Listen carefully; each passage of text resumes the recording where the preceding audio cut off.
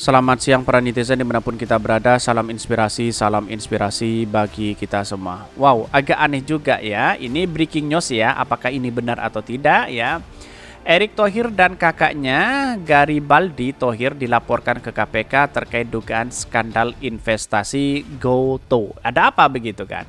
Ya, ada apa dilaporkan? Siapa yang melaporkan? Ya, tentu ada sesuatu yang memang harus jelas begitu kan. Apakah melibatkan negara atau kerugian negara? Itu yang menjadi pertanyaan hari ini begitu kan. Ya, Pak Erick Thohir tahu sendiri bahwa digadang-gadang menjadi salah satu calon cawapres atau capres di 2024, entah dari partai apa begitu kan. Tetapi melihat realitas ini, kalau memang dia benar apa yang selama ini dilakukan, ya wallahu a'lam begitu kan. Tetapi mari kita baca terlebih dahulu beritanya ya, komentar-komentarnya. Ini komentar-komentar netizen ya. Breaking news, Erick Thohir dan kakaknya Garibaldi Thohir dilaporkan ke KPK terkait dugaan skandal investasi GoTo. Benarkah seperti itu? Ya, mari kita baca. Kelihatan heboh, tapi bisa dipastikan KPK RI tak akan berani menindaklanjuti selama rejim Mukidi berkuasa. Gas, kalau tak terbukti pelapor gantian kena tuntut pencemaran nama baik. Betul begitu kan. Tetapi ya karena pada hakikatnya ada laporan seperti itu, ya bisa dipastikan hal seperti itu begitu kan. Karena media juga di salah satu terpercaya begitu kan, dari RMOL begitu kan.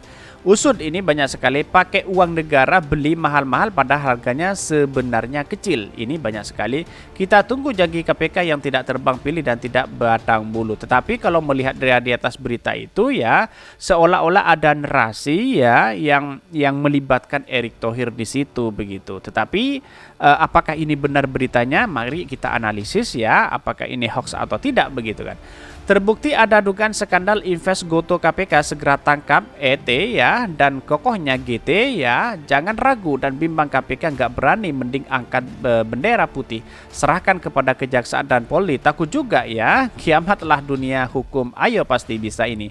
Ya nggak bakal diusut juga sih, tapi nggak apa-apa, namanya juga usaha, yakin bakal diusut. Kalau memang terjadi seperti itu, KPK seharusnya berani mengusut hal seperti itu begitu. Tapi kalau masih alibi sana sini, walaupun ada laporan dari masyarakat, ya mungkin di satu sisi ada sesuatu begitu kan. Ya pada akhirnya ya dibiarkan begitu kan. Banyak hal-hal seperti itu begitu kan. Tangkap dan penjarakan ini jika terbukti bersalah. Ini paling jadi jawaban, tidak ditemukan niat jahatnya.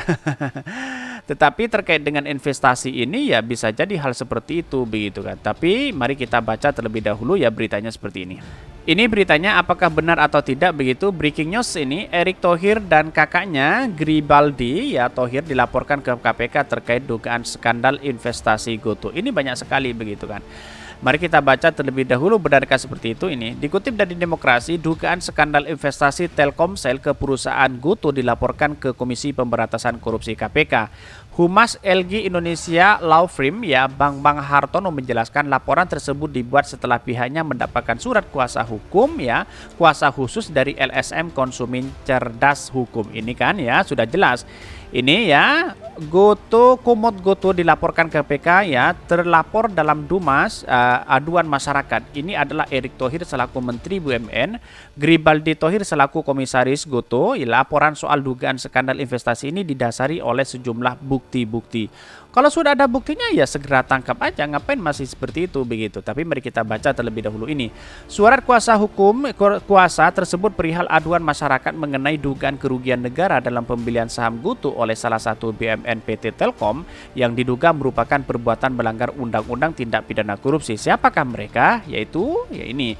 Terlapor dalam Dumas aduan masyarakat ini adalah Erick Thohir selaku Menteri BUMN, Garibaldi Thohir selaku Komisaris GoTo. Laporan soal dugaan skandal investasi ini didasari oleh sejumlah bukti-bukti. Ya, kalau memang dengan investasi seperti itu, kalau tidak merugikan negara, ya ini tidak dinamakan korupsi begitu kan. Tetapi kalau merugikan negara, maka juga kena korupsi begitu. Tapi ini mengatakan begini, bank-bank mengurai dalam transaksi pada 16 November 2020, Telkomsel membuat perjanjian dengan PT Akap Goto untuk investasi dalam bentuk obligasi ya, obligasi konversi dan convertible bond ya, CIBI tanpa bunga sebesar 150 juta dolar Amerika atau setara 2,1 triliun dengan target jatuh tempo 16 November 2023. Lalu ya pada tanggal 8 Mei 2021 Telkom kembali membeli saham Goto senilai 150 juta US dollar atau 2,1 triliun yang dikonversi menjadi 29,700 lembar saham.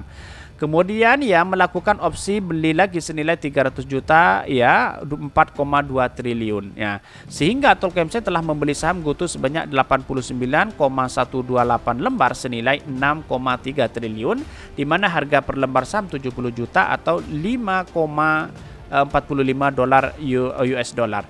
Menurut Bambang, selain transaksi di atas pada tanggal 29 Oktober 2021 PT Akap melakukan perubahan akta ya nomor 128, terdapat perubahan status Gribaldi Thohir yang menjadi komisaris utama sekaligus pemegang saham seri D Goto sebanyak 1.540 287.487 lembar ya seharga 1 per saham. Kemudian Maret 22 Goto secara resmi mengumumkan IPO dengan harga penawaran 316 miliar ya. Dan sekarang harga Goto lembar 225 per tanggal 17 Februari 2003. Sehingga jelas bank-bank dari kronologi di atas dapat disimpulkan bahwa terdapat kerugian uang negara. Iya, tetapi ada kenaikan begitu kan. Yang awalnya belinya dengan harga segitu, akhirnya kalau dijual lagi dengan harga segitu, apa-apa? Ya mungkin bisa terjadi ada kerugian uang negara di sini begitu kan. Tetapi KPK dan BPK segera melakukan hal ini begitu kan. Apakah ada kerugian negara atau tidak begitu? Kalau memang ada kerugian negara, maka ya tangkap saja Erick Thohir begitu kan ya. Dijelaskan Bambang transaksi pembelian saham Goto 6,3 triliun itu ketika IPO berkisar 316 ini banyak sekali ya. Sekarang harganya hanya 125 ya 25 per lembar. Maka capital loss atau kerugian harga sekitar 60% dari modal 6,2 triliun yaitu senilai 3,2 triliun. Anehnya ketika negara dirugikan, malah Gribaldi Thohir dijadikan komisaris utama dan mendapatkan 1 miliar lembar saham Goto. Disinilah kami adukan dugaan tindak pidana korupsi agar diusut tuntas. Terkait laporan ini, Bambang menegaskan bahwa pihaknya tidak menyerang individu tertentu, melainkan hanya untuk kepedulian kepada negara dan masyarakat yang dirugikan. Kerugian negara ini adalah uang yang milik seluruh rakyat Indonesia untuk tidak semestinya aturan ini etika dilanggar di negara merugikan kami kepentingan pihak tertentu. Betul begitu kan. Semua kita awasi, tidak ada salahnya masyarakat itu mengadu terhadap hal seperti ini begitu kan. Jadi pada hakikatnya kalau seperti ini terjadi ya wallahu a'lam begitu kan ya. Sedangkan Erick Thohir sendiri yaitu ketua Menteri BUMN begitu kan. Jadi aneh juga kalau memang ada kerugian negara tangkap saja, ngapain masih sana sini begitu kan. Tetapi perlu diingat inilah negara demokrasi kita begitu.